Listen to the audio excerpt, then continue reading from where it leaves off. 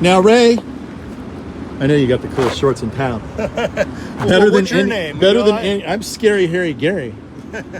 Harry Gary? No, Scary Harry Gary. Scary Harry Gary? Yeah, when I get my beard grown, I'm a little more scary. Okay. So I got to come back for that. But no, my name's Gary Gregg. This is Ray. Ray, do you have a last name, or do you even want to give it up? Sheehy. Okay. Obviously, I don't know much about Ray. I've only met him like 5 minutes ago. But I could tell he's legendary, and I'm like, you need to be on my show.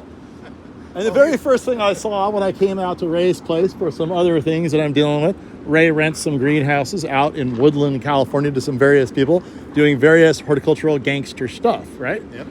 And you look like a horticultural gangster yourself.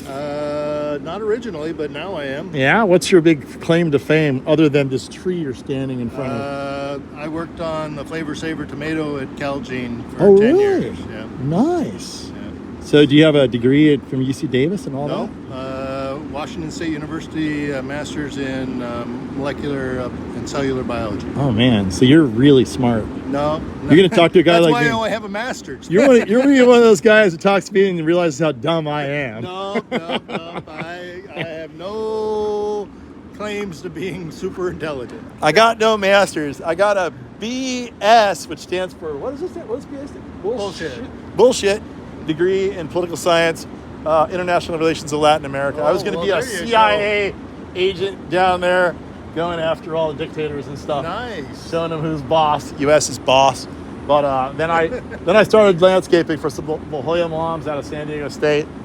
They paid me so much money, bought me so many lunches while I had the laborers digging the holes that I thought, this is way too much fun. And I gave up. I got my degree, but I don't need it anymore. Then I decided I do not need a master's. Once I got my bullshit, I learned how to bullshit, and here I am. That's my story. Somebody around here's got to know how to bullshit. That's right. Well, we're not going to be BSing here about this tree that you're standing in front of. Is this like, what is this? What kind of tree is this? It's a mango tree from seed. That's impossible. We're in Northern California, Woodland, California. Tell me what it really is. It's not a mango. It's a mango. No, it's not. They say that mangoes don't grow here.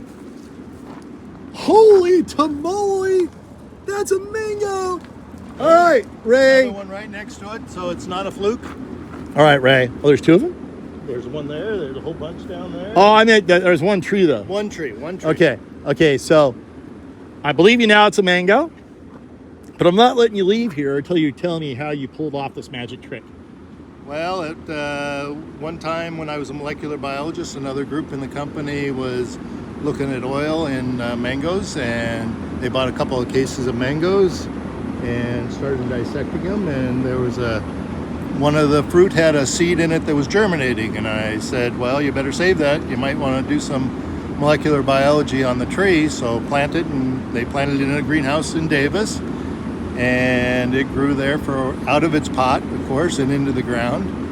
And like all happy plants do. Yeah, if they're happy, they'll say, I don't want to be in this pot, I'm going to go in the ground. Right. At one point along its life, somebody said, oh, we want to get rid of it. Can you come? You want it? And I said, yeah, I'll come. And so Wait, that's not what you said. You said, hell yeah. Yeah. I said, yes, I'll take it. All right. The only condition was I had to go dig it up out of the ground. Was that pretty difficult? Was it root pretty hard? It was root bound. I kind of hacked at the roots pretty hard, and just keeping my fingers crossed. Okay. So I had a hole already ready for it. I brought it here, put it in the hole, and within a few days it was dead. Dead. Like Jesus dead. Nothing there. Yeah. And then about 3 months later, there was a little sprout that came out. Boink. Yep. And I was like, whoa, that's great. Wow. So it came out from ground level or from the trunk? From the ground level, yeah. Oh. So it was How thick was the trunk when you planted it? I'm going to say 4 inches. Oh, it was a big tree. It was a pretty good sized tree at the time. 3 or 4 So you absolutely tormented this plant. I tortured it. And but then after that, it was like, oh, I got it started growing, and eventually there were some flowers and seeds, fruit, but they were all about the size of a walnut. Okay. So how many years was that after the little sprout came out? Probably 10. 10 years. It took a long time. It took a long time. Okay. This is This tree is probably 30 years old. 30 years old. If you count the roots that are down there. This thing is awesome. We're going to get in there deep soon, but first we have to finish the story, the legendary story. And then I figured, well, maybe it's just flowering too early or something, and so I started covering it up in the winter. Okay. And so I would cover it up until April. So did you cover it up before that, or did you just let it out in the open? I don't recall that far back. Okay. My memory's not that good. I have that problem too. That's called water under the bridge. Yeah. So it just came. The mangoes, they tasted like mangoes, but they're little. They were little, tiny, and they were mostly hollow seed inside. And you had a theory about that. Interesting. Yeah. So I kind of came up with the theory that with the cover on, they would flower in February, which was still pretty cold. Yeah.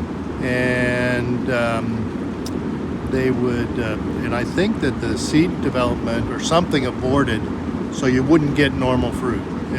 Larger fruit with real seeds. Fruit. Yeah, and these aren't really big. Yeah. I mean, they're about half size and normal. Right. But they taste really good. They don't have a lot of fiber in them. Did they color up? They color up. Are they green when you pick them? Nope. What color? I wait till they got a little blush on them. Oh, like kind of a sunset color or yellow or? I'm terrible with colors. Oh man, you're a tough guy to interview. Yeah, exactly. No memory, doesn't know color. All right, let me ask you some questions so you know how to answer. All right. So you obviously kind of knew the name of the game, because I pulled up, I saw this thing, and I'm like, somebody knows what's going on here. Who's the guru? Thank goodness the guru just walked in with the coolest shorts ever. And I'm like, yeah, that's my kind of guy. I'm not wearing those shorts today, but I have lots of them like that. My wife doesn't allow me to wear shorts like that anymore. Really? I have to do it in her absence when Why she is doesn't. that? Because she's like, you need to grow up. No, and I'm like, no, I don't. Usually I wear gray, right? So this is my chance to shine a little. Well, I like it because like I can blend into my nursery, and then like I can sneak up on people. It's like camouflage. Nice. You know what I mean? So that's one of the reasons I wear it. Plus, it just looks cool. But yeah, so you knew the name of the game. You got these greenhouses here. Obviously, these greenhouses are giving off some heat a little bit through the walls of the greenhouse. Yep. You also knew to put on the south side. South is that way, west is that way, east is that way. Ray knew to put it on the south side. And then you made this really cool contraption of this just rudimentary cold frame here that's just attached to the greenhouse. You can see it's kind of falling apart a little bit. It's still effective. And then what do? You just get a big sheet of plastic? Sheet of plastic over it. Then just anchor it down with the blocks and stuff. Yeah, these little things. Oh, and he's got the clips. Okay, right there. That works. Okay. Not enough of them, but I got. Is this a regular PVC though? Yep. This is 1 inch PVC. And so he's got 4 of the supports here. Now, it'd be interesting to see like what would happen. And your theory is that if you cover it up through February or past February, those early flowers don't get pollinated. I don't know what it is. They just the seeds abort. That's all I know. And your theory is that you'd rather have them, the later flowers get pollinated, which then turn into bigger fruit with more viable seed in it. Yeah. You're kind of lucky because I'm not sure if they were doing this 30 years ago when you got this seed, but what they do now is they heat treat every mango that comes into California, and they dip it into really hot water, and it usually kills the embryos. So when you try to sprout these things, they don't germinate. That's really frustrating. I mean, maybe 1 out of 10, that's a lot of work to do. Yeah. And so you really got lucky with that one. But yeah, let's take a close look at this thing here. You've got this, look at the beautiful new red growth that comes up. It's a gorgeous so red. Pretty. And that's kind of muted. Sometimes yeah. They get really, really red. Right. And so this is I've been telling people, even if your mango, doesn't get fruit, well, they all probably will eventually. But just look at how beautiful just the foliage alone is on this plant, this beautiful tropical foliage. And this is really interesting because I don't know if I've ever seen a healthier, denser, thicker mango than this. So these mangoes in Florida, that's where they all, thrive. but they're kind of open. They're trees. They're trees, but they're also kind of open. They got like weird little leaf discolorations on them. They got all kinds of bugs there. I don't know what's going on, but I don't think I've ever seen one this dense and beautiful. It's because it increases back every winter. Oh, it does. That causes the density. Yeah, so it loses all this top growth you see here is brand new. Okay. And so it'll die back in the winter, whether it's covered or not. Oh, really? Yeah. How cold do you get here? 28. 28. Yeah. That's a Yeah, so really mine, cold- I have one at my place, and every year it does get a little bit of frost burn on, some of it. It comes out again. But mine's not this dense yet. You can see where it did die back a little bit. Yeah, you can see all See, look at that right there. That was up on top. It died, but then it forced all of this growth down below. So you know what's happening? That's like somebody pinching it and pinching it and pinching it. And every time you pinch a growing bud, you get all these little sprouts down below. Yeah, so that's why it's getting this amazing, beautiful density. And it would be interesting to see what would happen if there was no cover at all on there now. it would die back and it would do the exact same thing. Yeah, because the top would basically insulate the rest of the tree. Yeah.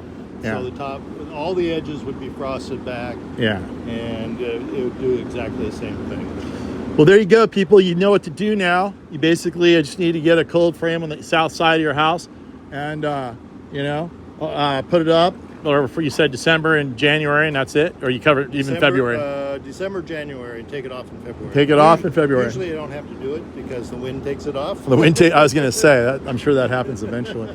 But yeah, we could take a look in here and see what else is in here. Take a look at the main trunk, maybe. Might be able to get in there, but I don't know. It's pretty tough. Where's the trunk? Oh, the trunk is way back there. It's way back, right by the greenhouse, back in there. And no, those are not mangoes. Those are big river rocks. So they're on the ground there. And you can see these beautiful mangoes hanging in the tree down here. Yeah. All right, now here's the cool thing. I saw a couple that are on the ground that are ripe, sort of. Oh, And we're going to give it a try. Ready? Okay, go ahead. Here we go.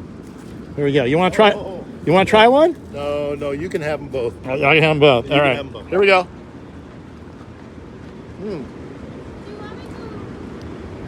Delicious.